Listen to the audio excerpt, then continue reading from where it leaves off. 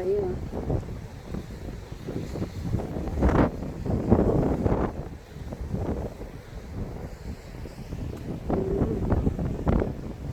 เดี๋ยวอีกสักพักเดี๋ยวเรามาดูแผนที่กันว่าเดี๋ยวต่อไปเราจะไปเที่ยวไหนกัน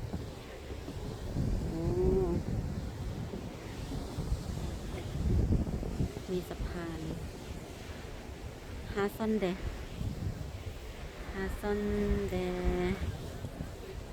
ตอนนี้โฮมีกดคอนฟังจีทกซูรีพาวี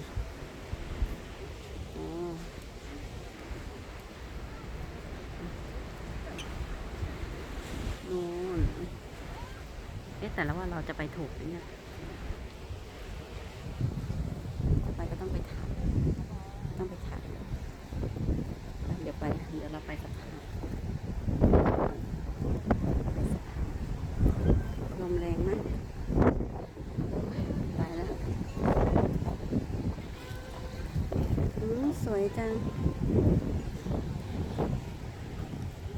สวย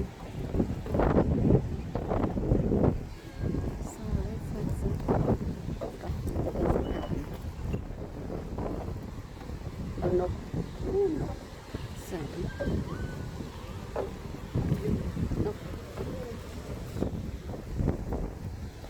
สวยมีของขายด้วยมีปลาหมึกขายด้วยชีโป10,000 วอน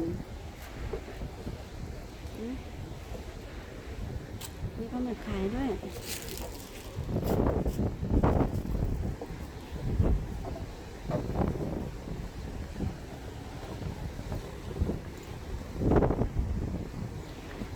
ตัวตานี่ค่ะมีปลาหมึกด้วย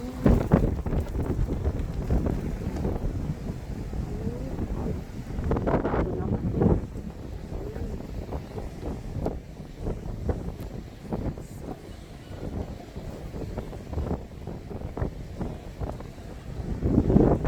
เดี๋ยวเราจะมาดูฝั่งนี้สมัยก่อนตรงนี้จะเป็นร้านค้าเนาะร้านค้าเต็มเลยเดี๋ยวนี้รู้สึกจะไม่มีแล้วนะ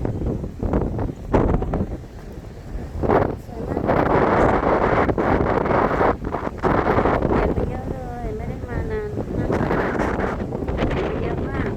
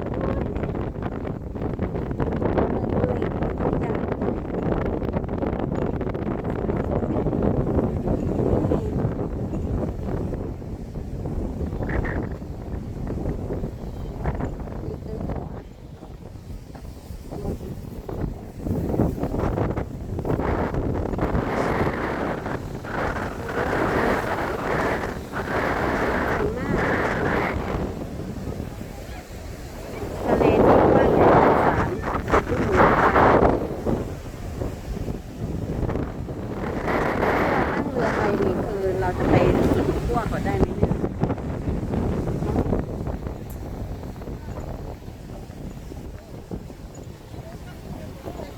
เพื่อนไม่ยอมมาด้วยหนาว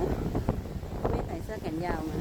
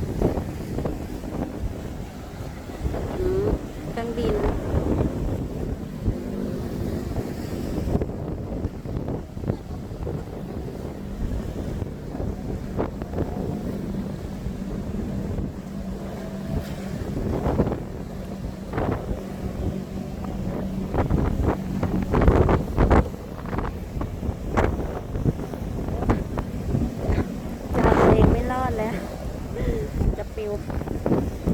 จะปลิวตามลมโอ้ยลมแรงจริงๆ